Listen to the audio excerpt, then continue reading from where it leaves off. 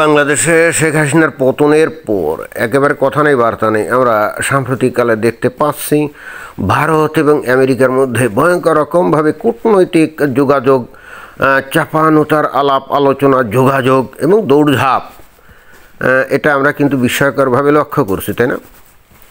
খুব ইন্টারেস্টিংলি যে একেবারে জো বাইডেনের একেবারে শেষ সময় এসে ভারতের পররাষ্ট্রমন্ত্রী এবং উপদেষ্টা দুইজনই গিয়ে 15-16 দিন আমেরিকাতে থাকলো।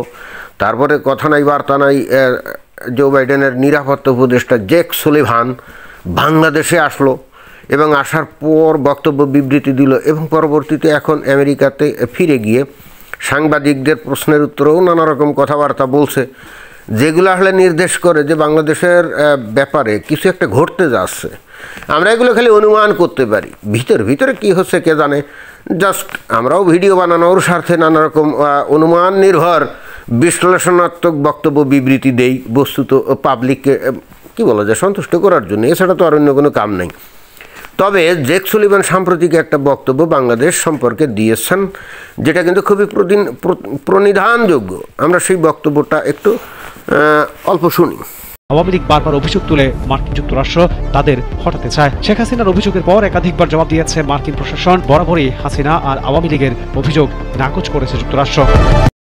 এ কথা সর্বজন বিদিত যে শেখ হাসিনা প্রায় কিন্তু তার পতনের জন্য, অর্থাৎ ক্ষমতাচ্যুতির পিছনে আমেরিকার হাত আছে, এই কথাটা উনি বারবার বলছেন। বিভিন্ন সময়ে কিন্তু বারবার বলছেন। যখন ক্ষমতায় ছিলেন তখন উনি বলতেন যে একটা দেশ তাকে ক্ষমতাচ্যুত করার জন্য চেষ্টা চালিয়ে যাচ্ছে। এখন আমেরিকা যদি সেই কাজটা করেও থাকে তাহলে কি সে সেটা স্বীকার করবে নাকি? কেউ কখনো সেটা করে নাকি? না, করে না, স্বীকার করে না, তাই না? এবার আবারও যুক্তরাষ্ট্রের নিরাপত্তা উপদেষ্টা জ্যাক সুলিভান দাবি করেছেন ছাত্র জনতার অভ্যুত্থানে শেখ হাসিনা সরকারের পতন এবং অন্যান্য ঘটনা প্রবাহ যুক্তরাষ্ট্রের কোনো হাত ছিল না। ভারত সফর থেকে ফিরে স্থানীয় সময় শুক্রবার সকালে হোয়াইট হাউসের রুজভেল্ট রুমে সাংবাদিকদের সাথে কথা বলার সময় সুলিভান এই মন্তব্য করেন। আমরা যদিও জানি যে আমেরিকা যদি শেখ হাসিনার পতনের পিছনে তাদের ষড়যন্ত্র করে থাকে, তাদের যদি হাত থাকে, তারা সরকারিভাবে কখনোই সেটা স্বীকার করবে না এবং কোনো দেশের সরকার সেটা স্বীকার করেও না। কিন্তু তাহলে এইবার এই প্রশ্ন করা এবং এর প্রেক্ষিতে একেবারে ক্লিয়ার কাট এই যে জ্যাক সুলিভানের এই যে উত্তর দেওয়া, এটা কিন্তু একটা ইঙ্গিতবাহী। এবং এই বক্তব্যটা উনি কখন দিলেন যে এই শেখ হাসিনার পতনের পিছনে তাদের কোনো হাত ছিল না?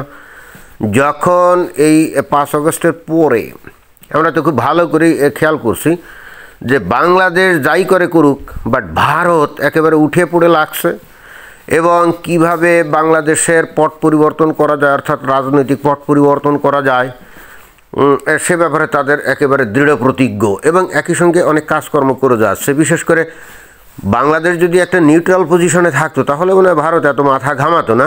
কিন্তু বাংলাদেশ যখন পাকিস্তানকে বগল দাওয়া করে বা পাকিস্তানের সাথে দোস্তালি করে অস্ত্রপাতি এটা ওটা সেটা নানা কিছু একেবারে প্রকাশ্যে করছে, বাংলাদেশের মানুষও ভয়ঙ্কর রকমভাবে ভারত বিদ্বেষী, হিন্দু বিদ্বেষী বক্তব্য দিয়ে যাচ্ছে, ভারত বয়কট আন্দোলন করছে।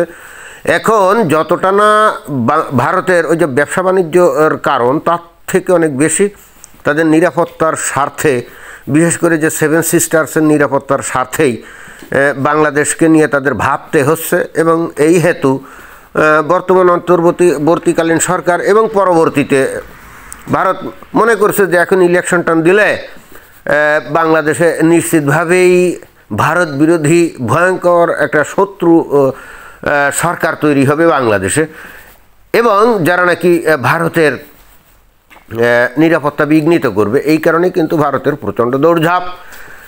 ঘটনাচক্রে ডোনাল্ড ট্রাম্প ক্ষমতা আসার পরে দৌড়ঝাঁপের মাত্রা আরও অনেক বেড়ে গেছে। এবং এই হেতু আমি নিজেও ব্যক্তিগতভাবে এবং আরও অনেকেই আমরা কিন্তু সন্দেহ করছি যে সম্ভবত নানা রকম প্ল্যান আছে। তার মধ্যে 1 নম্বর প্ল্যান হচ্ছে ভারত একেবারে ডেসপারেটলি চেষ্টা করে যাচ্ছে শেখ হাসিনাকে পুনরায় বাংলাদেশে ফিরিয়ে এনে তার চেয়ারে বসানো, এই চেষ্টাটা করে যাচ্ছে। এ ব্যাপারে তো আমরা অনেক কথাবার্তা বলছি, তাই না? তো মত অবস্থায় ভারত একা এই কাজটা করতে পারবে না, তাকে অবশ্যই আমেরিকার সাহায্য নিতে হবে, তাই না? এখানে আমেরিকার সাহায্য নিতে গেলে সেক্ষেত্রে আমেরিকাকে তো লাইনে আনতে হবে। তো ঘটনাচক্রে সমস্ত কম্পোনেন্টগুলো ভারতের পক্ষে আছে, যেমন ডোনাল্ড ট্রাম্পের সাথে নরেন্দ্র মোদীর খাতির আছে। তারপরে ভারত এমনিতেও আমেরিকার একটা বড় বিজনেস পার্টনার, স্ট্র্যাটেজিক পার্টনার। তারপরে ডোনাল্ড ট্রাম্পের প্রশাসনে ভারতীয় বংশোদ্ভূত প্রভাবশালী লোকজনদের একটা সমাহার, সব কিছু ভারতের পক্ষে আছে, তাই না? শুধুমাত্র পক্ষে ছিল না এই বাইডেন সরকার। এখন বাইডেন সরকারের একেবারে শেষ বিদায় বেলায় সম্ভবত তারাও ওই একই সিগন্যাল দিচ্ছে যে বাংলাদেশ নিয়ে ভারত যেটা করতে চায় তাতে এখন বাইডেন সরকারের আর কোনো আপত্তি নাই, এবং সেইটা করার জন্যে বস্তুত এই জ্যাক সুলিভান বলছে যে শেখ হাসিনাকে তো আমরা হটাই নেই। তো যেহেতু আমরা হটাই নাই, এখন যারা হটিয়েছে অন্তর্নিহিত অর্থ হচ্ছে সেটা বৈধ না, অর্থাৎ শেখ হাসিনা এখনও বাংলাদেশের বৈধ প্রধানমন্ত্রী। আকার ইঙ্গিতে সেটাই বুঝাতে চাচ্ছে। যখন তারা বলছে যে আমরা তাকে হটাই নাই, তাহলে অনেকটা সেরকম মনে হয় না। অর্থাৎ অন্য কথায় জ্যাক সুলিভান যে কথাই বলুক, এটা হয় বাইডেন প্রশাসনের একেবারে লাস্টের দিকে এসে তারা তাদের পজিশন চেঞ্জ করছে কিছুটা হলেও, অন্তত পরবর্তীতে ডোনাল্ড ট্রাম্প এসে যা যা করবে তার সাথে একেবারে যাতে পুরোপুরি 180 ডিগ্রি বৈপরীত্য না থাকে। অর্থাৎ বাইডেন সরকার বেসিক্যালি যেটা করতে চাচ্ছে, তাদের যে একটা ট্রেডিশন আছে না, যে তাদের ফরেন পলিসিতে তেমন কোনো চেঞ্জ হয় না, তো বাইডেন সরকার এমন একটা পলিসি এখানে করে যেতে চাচ্ছে যে ভবিষ্যতে ডোনাল্ড ট্রাম্প যেটা চাইবে তার সাথে যেন মিল থাকে। অথবা অন্য কথায় এমনও হতে পারে যে ডোনাল্ড ট্রাম্পের প্রশাসন অর্থাৎ ক্যাবিনেট তারাই বস্তুত বাইডেন প্রশাসনকে এই সমস্ত কথাবার্তা বলতে বা এই ধরনের পলিসি নিতে বাধ্য করছে, এবং সেটা শুধুমাত্র ভারতের স্বার্থে, শুধুমাত্র ভারতের স্বার্থে। এখন অনেকে বলতে পারে যে ভারতের এত স্বার্থ দেখার টাইম আছে নাকি আমেরিকার? জি আছে। বর্তমান জিওপলিটিক্সে এই বর্তমান পৃথিবীতে ভারতকে আরও ঘনিষ্ঠভাবে কাছে টানা ছাড়া আমেরিকার আর কোনো উপায় নাই। এই জিনিসটা অনেকে বোঝে না। আজকে থেকে 15-20 বছর আগেও কিন্তু এত ডেসপারেটলি ভারতকে আমেরিকা চাইতো না, বরং আমেরিকা ভারতকে নিয়ে খেলার চেষ্টা করত। কেন জানেন? কারণ তখনও চায়না এত শক্তিশালী হয়ে ওঠে নাই অর্থনৈতিকভাবে, এবং মিলিটারিলি এত শক্তিশালী হয়ে ওঠে নাই, যে কারণে তখনও আমেরিকা ভারতকে এত পাত্তা দিত না।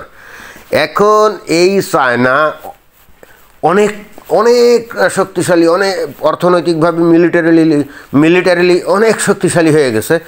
এখন এরা নিজেরাই এই যে ওই এয়ারক্রাফট ক্যারিয়ার বানাচ্ছে।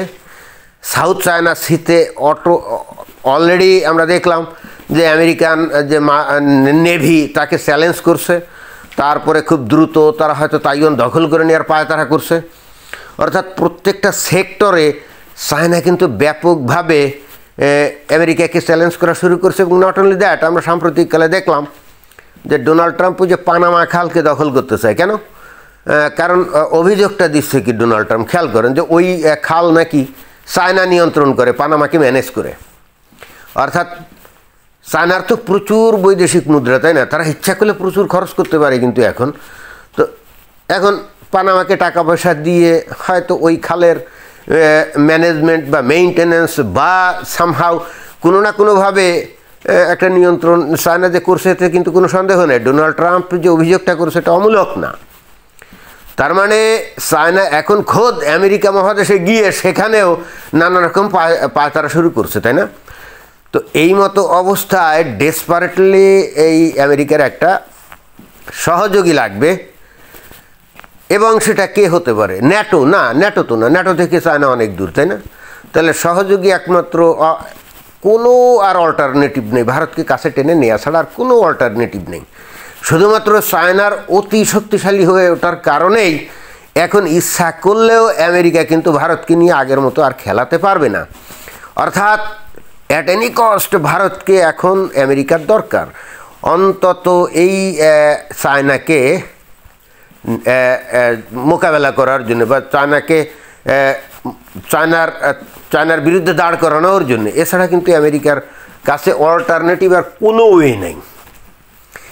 এই মতো অবস্থায় ভারত যদি এখন এই আমেরিকাকে বলে যে বাংলাদেশে শেখ হাসিনাকে পুনরায় আবার প্রতিস্থাপন করতে হবে, কারণ উনি পদত্যাগ করেন নাই বৈধভাবে, আর উনি পালিয়েও আসেন নাই, সেনাবাহিনী তাদের বিমানে করে ভারতে দিয়ে গেছিল, অতএব উনি এখনও বৈধ প্রধানমন্ত্রী। আর একই সঙ্গে যদি বলে যে অন্তর্বর্তীকালীন সরকারের যে বিধান, বাংলাদেশের সংবিধানে এই ধরনের কোনো বিধান নাই, তারা আসলে অবৈধ, এবং চূড়ান্তভাবে বলবে যে বাংলাদেশে মৌলবাদীর এক জোয়ার বয়ে চলছে, যারা নাকি হিন্দুদের ওপর আক্রমণ অত্যাচার করে যাচ্ছে, যে বিষয়গুলো ট্রাম্পের ক্যাবিনেট এবং স্বয়ং ট্রাম্প নিজেও জানে।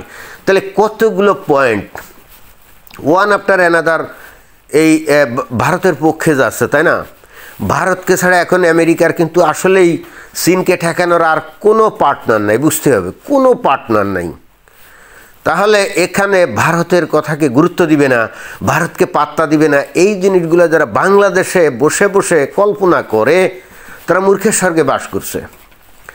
আমি আবারও বলছি, ভারতের অবস্থা 20 বছর আগে যেরকম ছিল এখন তো সেরকম নাই। ভারত নিজেও তো তাদের টেকনোলজির দিক দিয়ে বলেন, শিল্প ইন্ডাস্ট্রি এর দিক দিয়ে বলেন, অর্থনৈতিক দিক দিয়ে বলেন, অনেক উন্নত হয়েছে। যদিও ওদের কিছু কিছু রাজ্য আছে যেখানে মানুষ অত্যন্ত গরিব, বাট ওভারঅল ভারতও অনেক উন্নতি করছে। এবং ওভারঅল ভারত বৈজ্ঞানিক গবেষণায়, মহাশূন্য গবেষণায়, মিসাইল টেকনোলজিতে অনেক উন্নতি করছে। এবং ঠিক সেই কারণে এইবার কিন্তু এই জেক সুলিভানের এই যে বিদেশের পর এই যে জেক সুলিভান আসছিল, সে নাকি চুক্তি করছে কি, ওই যে পারমাণবিক প্রযুক্তির বিভিন্ন যন্ত্রাংশ এটা ওটা তৈরি করা, এবং এই যে প্রযুক্তি এইগুলো ভারতকে দিবে। তো হঠাৎ করে এই সমস্ত জিনিস ভারতকে অফার করার অর্থ কী? অর্থাৎ ভারতকে তারা আগের তুলনায় অনেক বেশি গুরুত্ব দেয়, বুঝতে হবে এই জিনিসটা। তারপরেও এই জো বাইডেনের আমলে অনেক রকম খেলা খেলাতো, নানা রকম খেলা খেলাতো, কিন্তু ডোনাল্ড ট্রাম্পের আমলে তো ওই সমস্ত ভোগীযোগী খেলাধুলা বাদ। ডোনাল্ড ট্রাম্পের আমলে সব হলো direct action, action action, direct action, বুঝেন নাই? ডোনাল্ড ট্রাম্প হলো ব্যবসায়ী মানুষ, সে এই চায়নার আধিপত্য মানে দমন করার জন্যে প্রথমত চায়নার উপরে যে ট্যারিফ বসানোর তো চিন্তা করছেই, অ্যাট দ্য সেম টাইম সামরিকভাবে আরও অন্যান্যভাবে চায়নাকে দমন করতে গেলে, রেসিস্ট করতে গেলে ভারতকে কাছে টেনে নিতেই হবে।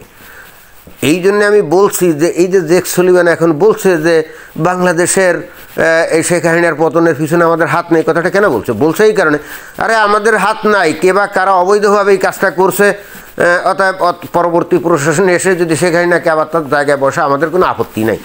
ইনডিরেক্টলি এই বার্তাটা কিন্তু এরকম, বার্তাটা কিন্তু এরকম।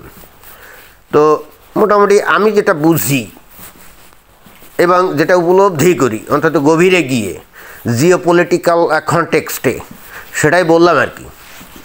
তো এটাই ছিল বক্তব্য, এবং শেষের আগে আপনাদেরকে অনুরোধ করব আমার চ্যানেলটাকে একটু দয়া করে সাবস্ক্রাইব করবেন, সাথে থাকবেন, আমার বক্তব্য বিবৃতি এভাবে শুনবেন এবং এনলাইটেন্ড হবেন। ধন্যবাদ।